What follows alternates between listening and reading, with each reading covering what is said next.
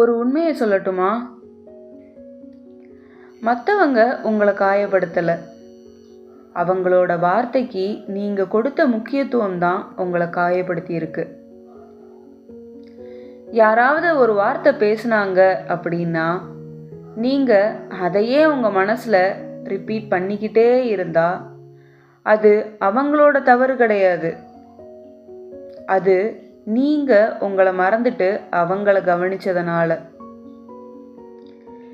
நீங்கள் உங்களை மட்டும் கவனிக்க ஆரம்பித்தா, உங்கள் வளர்ச்சி மேலே மட்டும் நீங்கள் கவனம் செலுத்தினா, மற்றவங்க பேசுகிறது எல்லாமே பின்னணி சத்தமாக மாறிடும். மனசில் வச்சுக்கோங்க, உங்களை காயப்படுத்துகிற சக்தி யாருக்குமே கிடையாது, அதை நீங்கள் மற்றவங்களுக்கு கொடுக்காத வரைக்கும்.